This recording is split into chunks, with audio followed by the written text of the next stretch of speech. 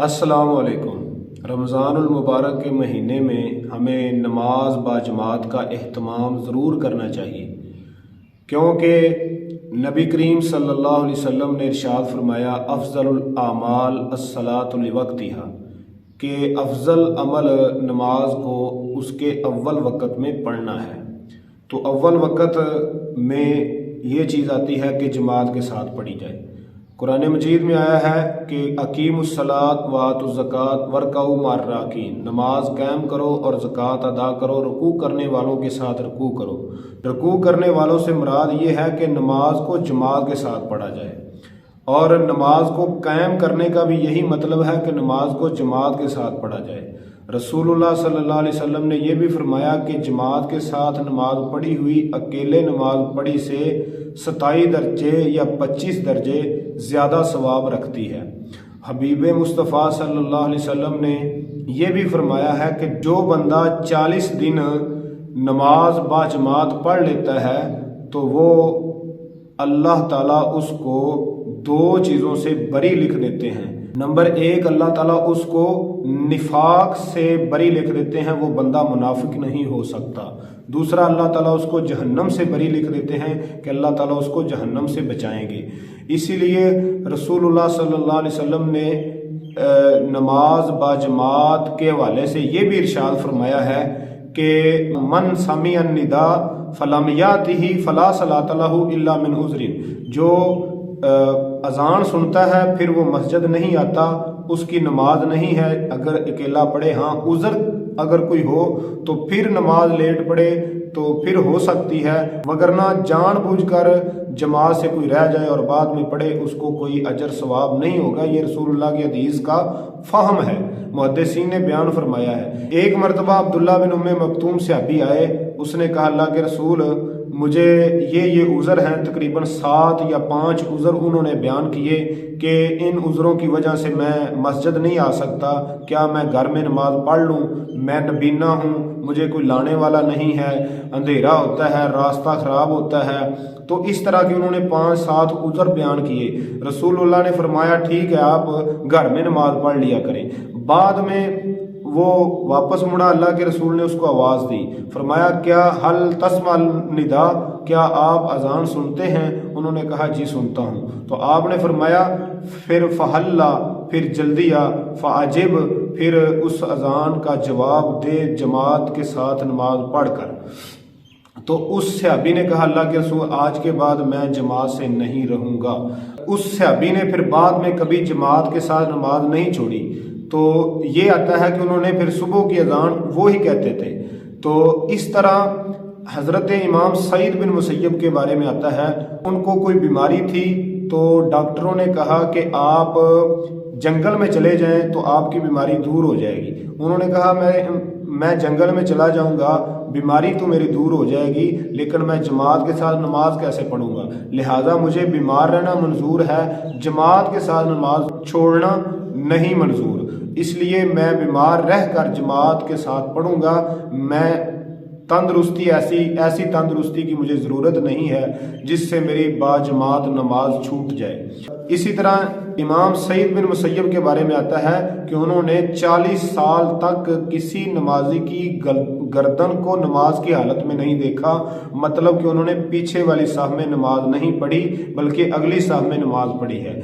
इसी तरह इमाम आमश के बारे में आता है, उन्होंने कहा कि मेरी नमाज एक भी नहीं रही इतने अरसे में। हाँ, एक दिन मेरी जमात रही थी कि उस दिन मेरी वालदा का इंतकाल हुआ था, तो उसकी तजहीज़ो तकफीन की वजह से मैं जमात से लेट हो गया था।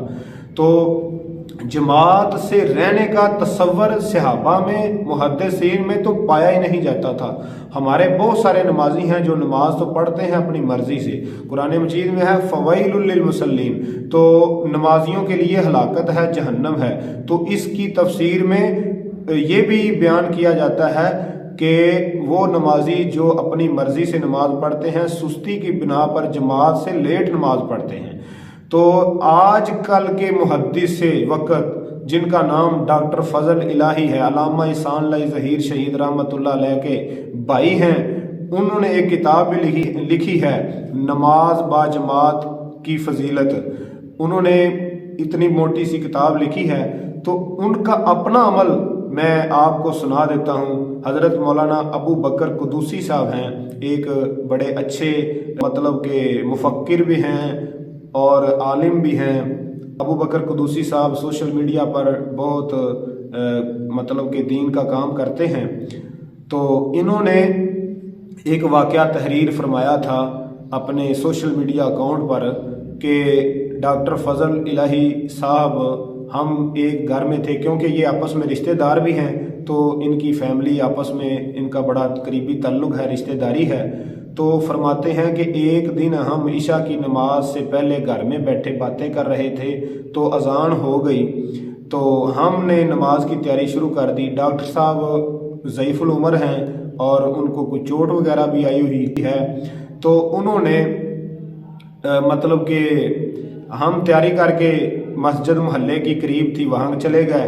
डॉक्टर साहब नमाज की तैयारी करते हुए लेट हो गए, तो मैंने मस्जिद में देखा कि डॉक्टर साहब मस्जिद में नहीं हैं। तो मैं बड़ा हैरान हुआ कि डॉक्टर साहब तो जमात से नहीं रहते, तो पता नहीं क्या मसला बना है। घर आकर देखा तो घर में भी नहीं हैं, उस मस्जिद में भी नहीं हैं डॉक्टर साहब। तो मैं बड़ा परेशान हुआ, पता नहीं डॉक्टर साहब किधर गए हैं। तो बाद में दूसरी मस्जिद की तरफ मैं गया जो काफ़ी दूर है और उसकी सीढ़ियाँ भी काफ़ी ऊंची पड़ जाती हैं। तो डॉक्टर साहब को मैंने देखा कि वो उस मस्जिद में थे, हालांकि उस मस्जिद का फासला भी दूर था और उसकी सीढ़ियाँ भी मुश्किल थी चढ़ना और उतरना, और उसमें सिर्फ टाइम का फ़र्क था कि 10-15 मिनट इस मस्जिद में पहले जमात हो गई थी और उस मस्जिद में 10-15 मिनट लेट थी। तो डॉक्टर साहब ने जमात के साथ नमाज पढ़ने के लिए इतना सफ़र बर्दाश्त किया, इतनी मुशक्क़त बर्दाश्त की। तो ये है आज के मुहद्दिसीन। हम अगर पढ़े ना मुहद्दिसीन के सहाबा के वाक़यात, तो वो ऐसे लगता है जैसे यार बड़ा मुश्किल है, तो ऐसा कैसे हो सकता है। तो आज भी अल्लाह के बंदे ऐसे हैं जो इस तरह अमल करते हैं। अल्लाह ताला हमें ऐसे वलियों की कदर करने की तौफीक अता फरमाए और अल्लाह ताला हमें नमाज बाजमात पढ़ने की तौफीक अता फरमाए। 40 दिन कम अज़ कम हमें नमाज पढ़ लें तो रमज़ान के अंदर हम इस चीज़ को अपना सकते हैं। माशाल्लाह कई नमाजियों ने तो रमज़ान के शुरू में ही रूटीन बना ली थी, और जो नहीं बना सके उनको भी बना लेनी चाहिए। रमज़ान के आखिर तक और रमज़ान के बाद तक कम अज़ कम हमें 40 दिन लगातार नमाज पढ़ने की कोशिश करनी चाहिए, ताकि हमें वो फ़ज़ाइल मिल सकें। और फिर ऐसा वक्त आएगा इंशाल्लाह हमारा जमात के साथ नमाज पढ़ने से सुस्ती करने को दिल ही नहीं करेगा, हम सुस्ती करेंगे ही नहीं। इसलिए ये मौका है रमज़ान का, ताकि हम जमात के साथ नमाज पढ़ने की आदत अपना लें।